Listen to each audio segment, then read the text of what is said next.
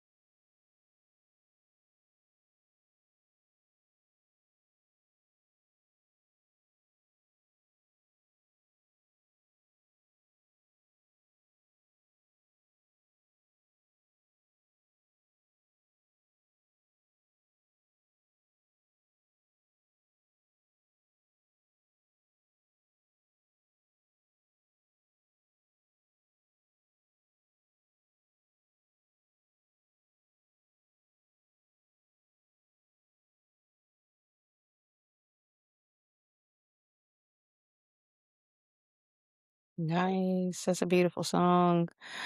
Oh, thank everybody for joining. ISO Melanated Missing Murdered. Let's talk. Every year, thousands of people disappear across America. Some are found quickly, others are never found at all. For families left behind, every unanswered question becomes its own kind of prison. Every missed birthday, every empty chair, every holiday that feels incomplete. But for many families, the pain goes even deeper. They feel forgotten, ignored, left to fight alone. Especially when the missing person is Black, brown, indigenous, or just from a community that rarely receives national attention. But see, this is where we come in. I'm Nicole Brock, and for more than 2 decades, I've served as a firefighter, a paramedic, public safety professional, an instructor on a college level. I've done a ton of things. I've worked with Nancy Grace. I've worked with Cheryl McCollum, the incredible Cheryl McCollum. I've worked with Karen Greer. I've done a few things over my career. I've spent my career responding to emergencies, helping families during the worst times of their lives. But now, through the ISO series, we're taking this mission further because every person deserves a search. Every family deserves answers, and every case deserves a voice. See, this is not just another true crime show. This is a movement. This is an investigation. This is a search for truth. This, my friends, is ISO. So let's get into it. We've been investigating a case, and I won't call the name of the person we're investigating, but I will give you some background as to what it is, all the particulars to the case. So a young lady was murdered in her home a few years ago. Within 3 days, law enforcement ruled it a suicide. Now, is it still cut and dry? Family says no. They don't believe it's that cut and dry. Friends of hers for years, I mean, one friend was literally, has known her since they were born a day apart, and they were born in the same hospital, and so they spent time in the same baby room. You know, when mothers are born, all the babies go to a certain room, right? So they actually were in the same room from birth. None of her friends believe the suicide is a real thing. When they brought the case to me, I always listen from an objective space. I don't from a objective space. I don't want to take any sides. So I listen carefully. I view the pictures. I listen to the family, the friends, I play devil's advocate. I see things from all sides, right? But I will say there were some disturbing things about this particular case that bothered even me. Um, I will say that when I first saw the picture of where she was found, the body, immediately it was, to me, it felt staged. I like to share those pictures, but I'm gonna wait before I share those videos. It looks staged, but without tainting you guys, my audience, my fans, without tainting your minds, I want you to just hear me out and tell me what you think. Okay, so just in reading the autopsy report, there was no blood splatter at the scene. So she used, allegedly, she used a Taurus 38 pistol, fully loaded, and shot herself with her right hand in the right side of her temple. Oh, I'm sorry, not her temple, in the right side of the crown area of her head. Right in here. Okay. Um, a key factor and point, according to the autopsy report, although she was shot herself in the crown of her head, she somehow missed her wig. But her wig was on in her death picture. The wig was secured perfectly. It wasn't out of place. It was where a wig would normally be. So I had a hard time, and I'm still grasping with the idea that she slid the wig back, shot herself, and then put it back in place. I struggle with that thought process. Um, I struggle with the idea that someone could shoot themselves in the head and not a single drop of blood touches your hands, your fingers, the gun, and that no blood touches. I mean, if you shoot yourself point blank, um, blood's gonna kick back just because. It's it's what blood does. Mm, Blood is very airborne. Um, there's just so many things that bothers me about this case. Now, the fact that they close it in 3 days is very troublesome. How is it that you have a how can you rule something a suicide and then not take due diligence and not exercise due diligence in ensuring that this is in fact a suicide case? Okay, and I say this. Now this is another thing that bothered me in the police report. So per the police report, there was alcohol, which she doesn't. She's not an avid drinker. And that's been stated by all of her friends from across multiple paths in her life. She's not a big drinker, but you found bottles of alcohol, like as though someone just spent the day binge drinking or a week binge drinking and then left the bottles.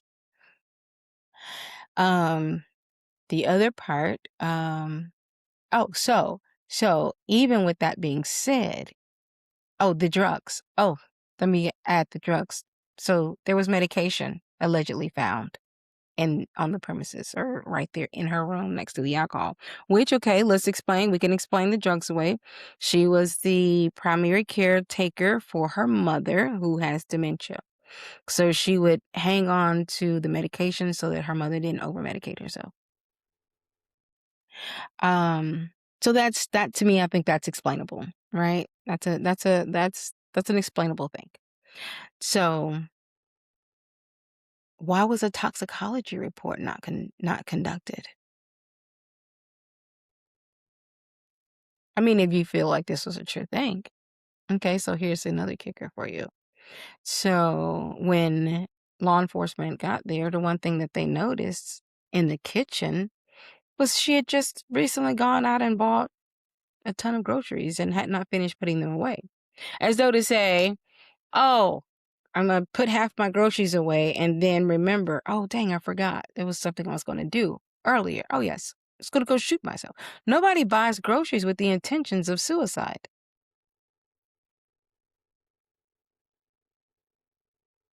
Why would I go do that?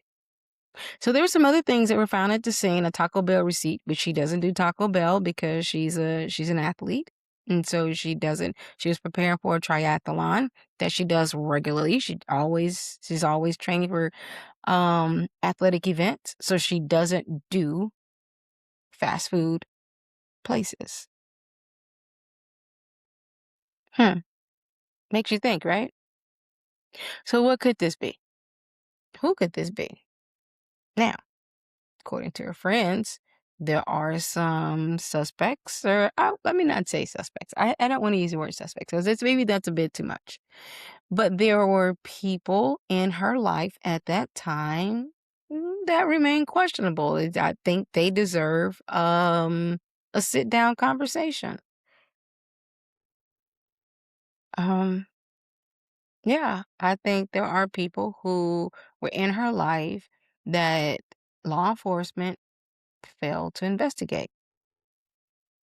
And when you have family and friends emphatically stating that there's no way that I, me, you, her, him could have killed themselves, I mean, why would that not be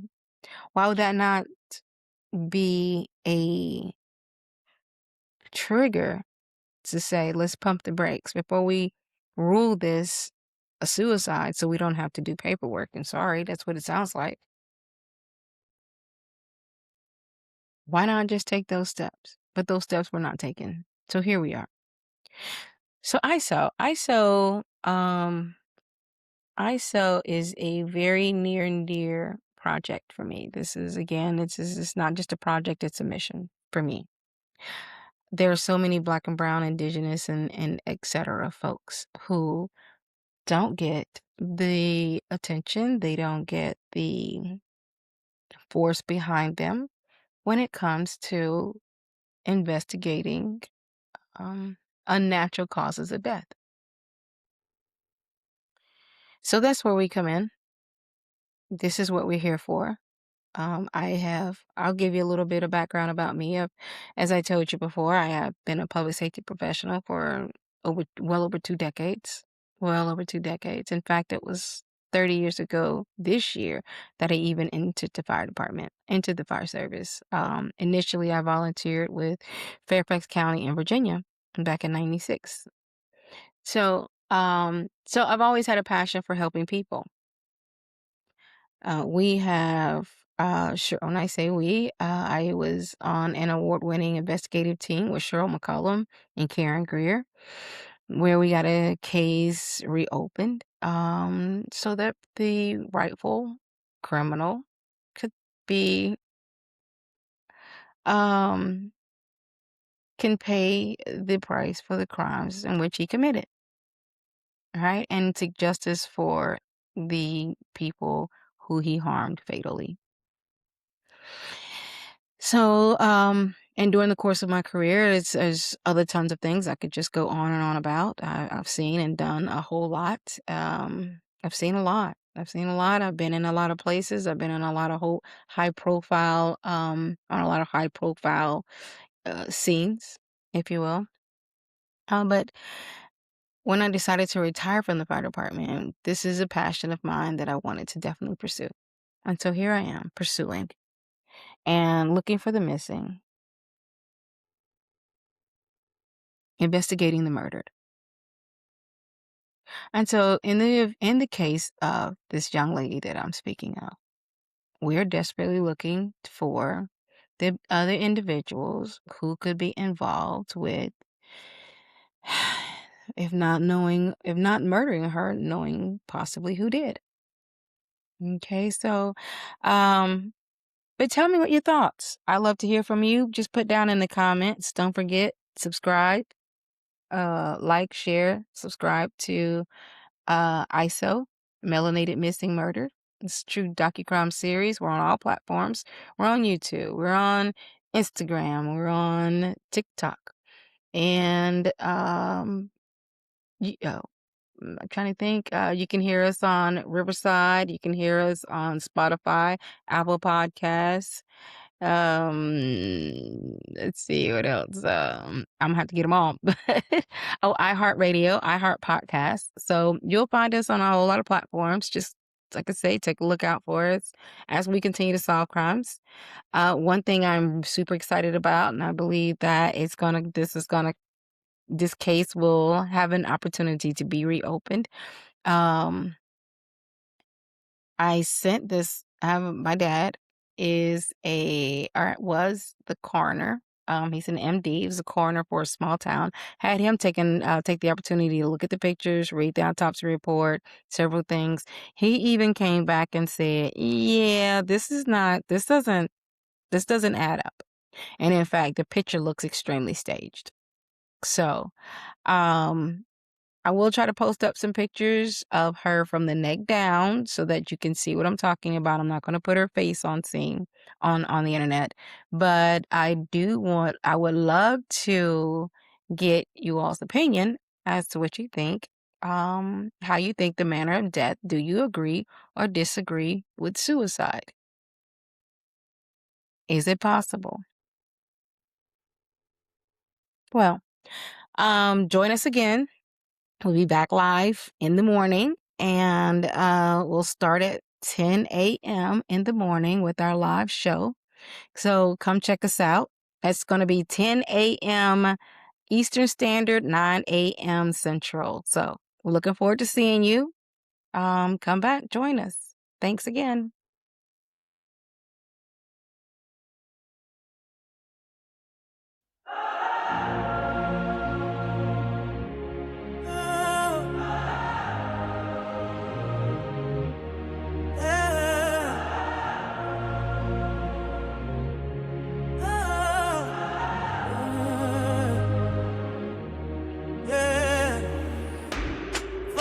Still searching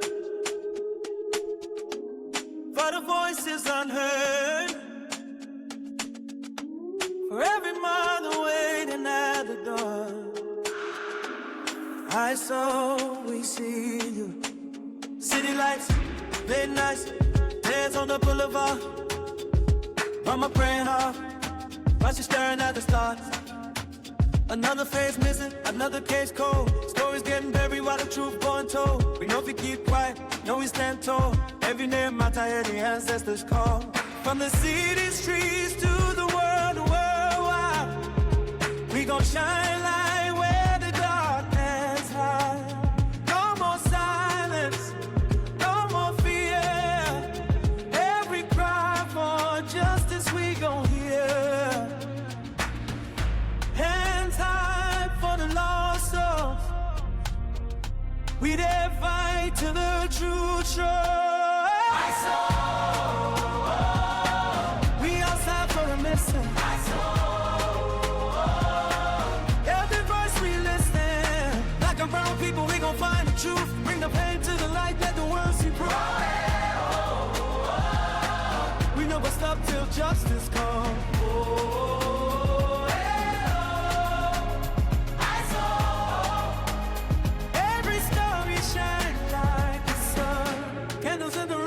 Families cry. Questions in the air like why? But we move with purpose, move with grace. Every clue matter, every memory trace. Tell the system we ain't backing down. Turn the whispers to what thunder sound. For the voices lost and the unheard truth. For every family searching for peace. We outside so the missing.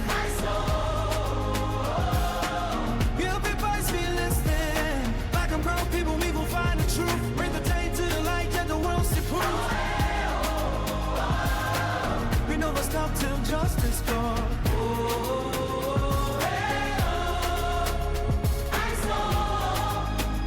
Every storm we shine like the sun.